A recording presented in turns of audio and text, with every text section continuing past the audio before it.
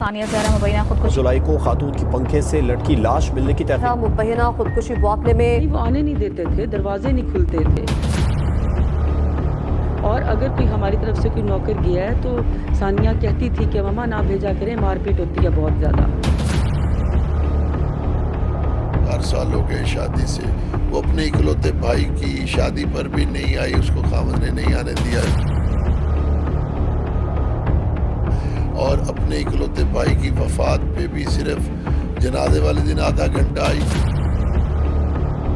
Sir नीचे ऐसे था, जबान बिल्कुल मुंह से बाहर थी। उनकी फैमिली इसी कमरे में बैठ के चाय पी रहे थे, एक पिकनिक पार्टी चल रही थी।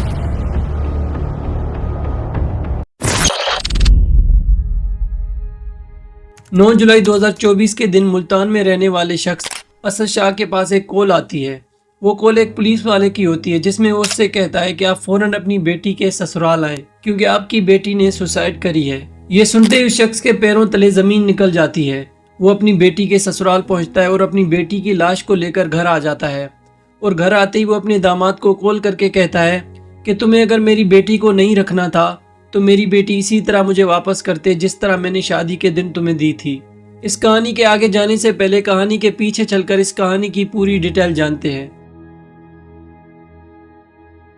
मुल्तान में रहने वाले सैयद घराने से ताल्लुक़ रखने वाले शख्स असद शाह के घर में 2004 में एक बेटी पैदा होती है, जिसका नाम वो सानिया ज़हरा रखते हैं। वक्त गुजरता जाता है और साल आता है 2019 का। 2019 में सानिया ज़हरा 15-16 साल की हो चुकी थी, और इसी साल सानिया ज़हरा के घर सानिया ज़हरा के लिए एक लड़के का रिश्ता आता है। ये रिश्ता भी एक सैयद घराने से ताल्लुक़ रखने वाले लड़के का था, जिसका नाम अली रज़ा था। सानिया ज़हरा का फादर खुद तो इस रिश्ते से राज़ी होता है, लेकिन वो अपनी बेटी से जब उसकी रजामंदी पूछता है तो उसकी बेटी भी कहती है कि जिसमें आप राज़ी उसी में मैं भी राज़ी हूँ। इन सब के बाद रिश्ता तय होता है, और रिश्ते के बाद शादी भी तय हो जाती है, और सानिया ज़हरा की शादी भी हो जाती है। सानिया ज़हरा का फादर सानिया ज़हरा को जहेज़ में हर वो चीज़ देता है जिसकी उसको ज़रूरत पड़ सकती थी, और साथ ही वो अपनी बेटी को एक घर भी जहेज़ में दे देता है। सानिया ज़हरा की शादी के बाद जैसे जैसे वक्त गुजरता गया, सानिया के ससुराल वाले सानिया के साथ अजीब सा बर्ताव करने लगे। सानिया ज़हरा के फादर का कहना था कि सानिया के ससुराल वाले सानिया ज़हरा को हमसे मिलना तो दूर, हमसे बात तक नहीं करवाते थे। यहाँ तक कि सानिया ज़हरा को उसके भाई की शादी में आने तक की इजाज़त नहीं दी।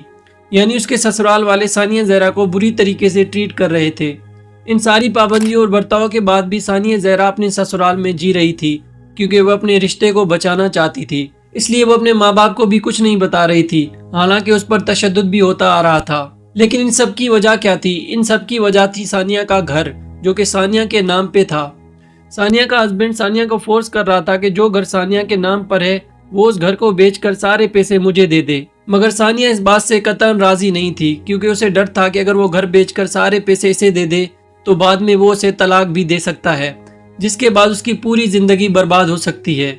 और सानिया ज़हरा के हस्बैंड का सानिया से शादी करने का मकसद भी यही था कि वो उसकी प्रॉपर्टी हासिल कर ले, क्योंकि सानिया ज़हरा को इस बात की खबर हो चुकी थी कि जिस शख्स से उसने शादी की है उसकी पहले ही शादी हो चुकी है।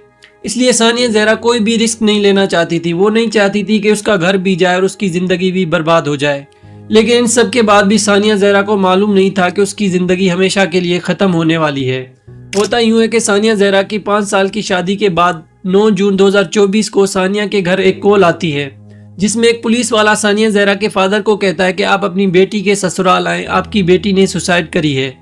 ये सुनकर वो शख्स फौरन अपनी बेटी के ससुराल पहुंचता है, और वो आकर देखता है कि उसकी बेटी एक बेड पर रखे बेंच पर लटक रही है, और उसके गले पर एक फंदा लगा हुआ है जो कि पंखे से अटैच है।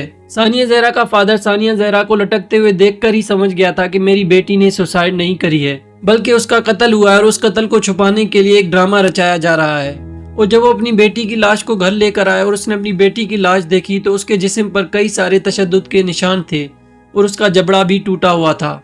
ये देखकर सानिया ज़हरा के फादर ने अपने दामाद के पास कॉल की और उसे कहा कि अगर तुम्हें मेरी बेटी नहीं चाहिए थी तो तुम मुझे उसी तरह वापस कर देते जिस तरह मैंने तुम्हें दी थी।